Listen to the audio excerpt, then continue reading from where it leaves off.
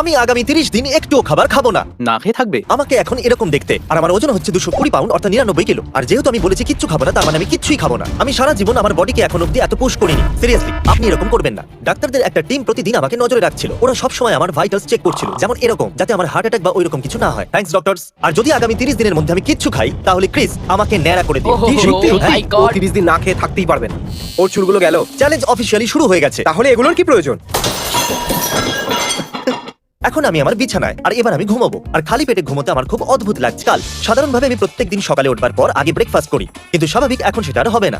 হয়তো এখন আমার ভিডিও বানানো উচিত। তাহলে আগামী 28 দিন আমার পেটে শুধুমাত্র এই জল যাবে। চলুন দেখা যাক আমার ওজন কত কমলো। সত্যি কথা বলতে কি আমার ওজন এখনো একই থাকা উচিত। দেখলেন তো, যেরকমটা আমি বলেছিলাম এক চলেছে। আর এখন আমরা দেখবো এই লোকটাই সার্কেলের ভিতরে 100 দিন থাকতে পারে কিনা। কমেন্টে বলুন কোনটা বেশি মুশকিল, এই লোকটার এই সার্কেলের ভিতরে থাকা নাকি 30 দিন না খেয়ে থাকা। দ্বিতীয় দিন পেরোতে চলেছে। সত্যি কথা বলতে কি আমার খুব খিদে পেয়েছে। আর এখন আমি আপনাদের সাথে কাল দেখা করছি। এটা বলা হয় যে তৃতীয় দিন থেকে ষষ্ঠ দিন পর্যন্ত খুবই মুশকিল হয়, কিন্তু এখনো পর্যন্ত আমি ঠিকই আছি। আজ হলো আমাদের ডে নাম্বার 6, আর জানি না কেন আজকে আমার খুবই ভালো লাগছে। কিন্তু বেশি খুশি হবেন না, এখনো 24টা দিন বাকি আছে, আর আমার মনে হচ্ছে এটা আমি করতে পারবো। এখন কি করা উচিত আপনারা জানেনই। আরে বাহ, 95 কিলো। আমরা এক্স্যাক্টলি 95 কিলোতে আছি। ওয়াও, এই বছর বিটকয়েনেরও এই অবস্থা। মর্নিং জিমি, কেমন লাগছে? আমি এখন খুবই খুশি, কারণ এক সপ্তাহ কেটে গেছে কিছু না খেয়ে। আর এটা সেলিব্রেট করার জন্য আইস বলের থেকে ভালো আর কি বা হতে পারে। ওকে, আও, টানা 7 দিন কিচ্ছু না খাবার পর এই আইস বল খেয়ে খুব মজা পেলাম।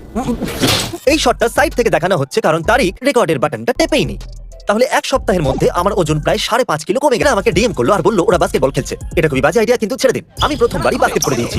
ওর মধ্যে একটু এনার্জি নেই দেখছি, তাই ও ঠিক করে খেলতে পারছে না। আর যাবো না, আমি একটা চকলেট ফ্যাক্টরিতে আছি আর সবাইকে চকলেট খেতে দিচ্ছি। আর আমি 12 দিন ধরে কিচ্ছু খাইনি, নাকি 13-12, আমি তো ভুলেই গেছি। আর ওই দিন থেকে আমার অবস্থা খারাপ হতে শুরু করলো। আমার ভেতর থেকে কেমন হচ্ছিল, আর প্রতি 20 মিনিটে ব্রেক না নিয়ে আমি শুট করতে পারছিলাম না। এবার শুয়ে পড়ো, কালকে চকলেট ফ্যাক্টরিতে দেখা হচ্ছে।